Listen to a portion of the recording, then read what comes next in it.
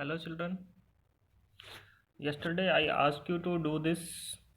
Hope you complete it. Once again I am revising. मैं इसको एक बार फिर से आपको बता रहा हूँ. आपने शायद कर लिया होगा, लेकिन फिर भी अगर कुछ आपने रॉन्ग किया हो तो वो देख लेना. तो यहाँ पे देखिए, मैंने कल आपको बताया था कि if we are drying fresh fish it's become 1/3 of its weight. यानी अगर आप फ्रेश फिश को ड्राई कर रहे हो तो उसका वेट है उस टोटल वेट का वो 1/3 हो जाएगा.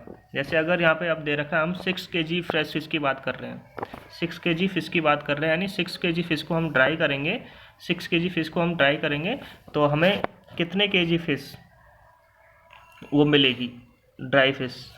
ठीक है, तो यहाँ पे टोटल कॉस्ट दे रखी है. टोटल कॉस्ट किसकी दे रखी है? फ्रेश फिश की कॉस्ट दे रखी है और ड्राई फिश की कॉस्ट दे रखी है. 6 kg फिश है हमारे पास.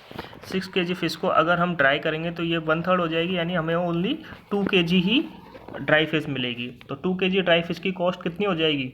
यहाँ पे ड्राई फिश की कॉस्ट दे रखी है 2 × 70. इसको 70 से मल्टीप्लाई करेंगे तो अपना हो जाएगा 140 रुपीज़.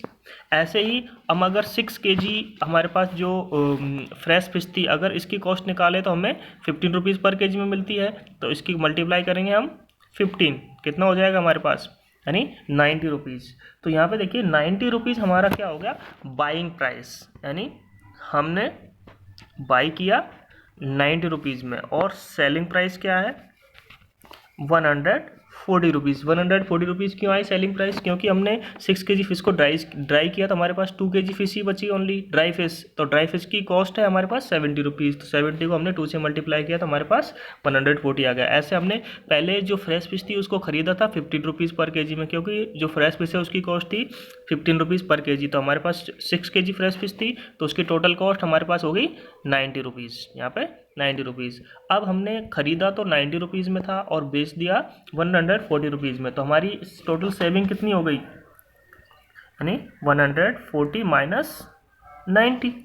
तो कितनी हो गई टोटल हमारी सेविंग, यानी हमने कितना मनी अर्न कर लिया, 50 रुपीज़. तो देखिए यहाँ पे तो 6 kg fresh fish we have to pay multiply by 15 यानी 90 rupees. And we will sell 2 kg dry fish. And dry fish को हम सेल करेंगे तो हमें ज़्यादा कॉस्ट मिलेगी, दैट इज़ 70 रुपीज़. 70 रुपीज़ पर kg हम उसको सेल कर सकते हैं. तो 70 रुपीज़ पर kg सेल करेंगे तो इसकी टोटल अर्निंग हो जाएगी अपनी 140 रुपीज़. 140 रुपीज़. तो 140 रुपीज़ हमारी अर्निंग हो गई. तो इसमें से हमने कितना अर्न किया, हम इसको कैसे लिखेंगे, यहाँ पे लिखेंगे वी विल गेट 140 माइनस 90, यहाँ पे लिखेंगे हम. ठीक है, तो हमारी अर्निंग हो जाएगी 50 रुपीज़. 50 रुपीज़ हमारी प्रॉफिट हो जाएगा ये. तो यहाँ पे अपना आ जाएगा 50 रुपीज़. ठीक है, अब हमसे यहाँ पे क्या पूछ रहा है, देखिए इफ़ वी बाई 6000 kg. तो यहाँ पे देखिए हमारी 6 kg की पहले बात हुई थी, अभी 6000 kg की बात हुई. तो यहाँ पे देखिए क्या अंतर है दोनों में, ओनली 3 0 का अंतर है. तो 3 0 से हमने 6 के प्लेस पे, तो हमारा जब हमने 6 की बात की थी यानी 6 kg फिश की बात की थी तो हमारा प्रॉफिट था 50 रुपीज़. ठीक है, अब हम 6000 kg की बात कर रहे हैं तो हमने यहाँ पे 1000 से मल्टीप्लाई कर देंगे, हमारा 50 रुपीज़ का प्रॉफिट यहीं पर रहेगा. ठीक है, 50 रुपीज़ का प्रॉफिट तो रहेगा ही, क्योंकि 6 kg पे 50 रुपीज़ का प्रॉफिट होता है. तो हम यहाँ पे 6000 की बात कर रहे हैं तो 1000 से और मल्टीप्लाई कर देंगे, हमारा प्रॉफिट एज इट रह जाएगा. यानी 6000 kg फिश को अगर हम सेल करेंगे तो हमारा प्रॉफिट हो जाएगा, यानी 6 kg पे हमारा प्रॉफिट होता है 50 रुपीज़. तो 6000 पे कितना होगा, मल्टीप्लाई बाई 1000. अगर हम बोले 60,000 पे कितना होगा तो मल्टीप्लाई बाई 10,000. तो हमारा प्रॉफिट हो जाएगा 50,000 रुपीज़. ये पर मंथ की बात कर रहे हैं, यानी एक मंथ में उनका ये इतना प्रॉफिट हो जाता है. 6000 kg अगर फिश को वो ड्राई करेंगे 1 मंथ में तो उनका 50,000 रुपीज़ का प्रॉफिट हो जाएगा. ये अब यहाँ पे आप कर रही है कि तो इस तरीके से अगर उन्होंने फैक्ट्री चालू की तो day by day there income is increasing, यानी उनकी इनकम इंक्रीज हो रही थी. तो अब क्या किया था, झांसी ने देखिए क्या क्वेश्चन है, उनका कुछ डाउट है. I found that 6000 kg fish we would need 1500 kg salt every month. अगर देखिए फिश ड्राई करते हैं तो उसके लिए उस पर साल्ट लगाना पड़ता है, फिश के लिए उसमें साल्ट लगाना पड़ता है. तो झांसी कह रहे हैं कि हमें अगर 6000 kg फिश है उसको अगर हमें ड्राई करना है तो हमें इसमें 1500 kg साल्ट यूज़ करना है. और 1 kg साल्ट की कॉस्ट यहाँ पे दे रखी है 2 रुपीज़. तो 1500 kg की साल्ट की कॉस्ट कितनी हो जाएगी, यानी 1500 मल्टीप्लाई बाई 2 दैट इज़ ₹3000।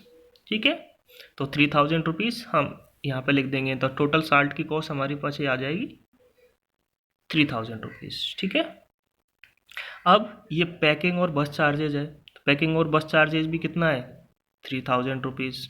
ठीक है, 3000 दोनों दोनों हो गया, तो 3000 प्लस 3000 ये हो गया।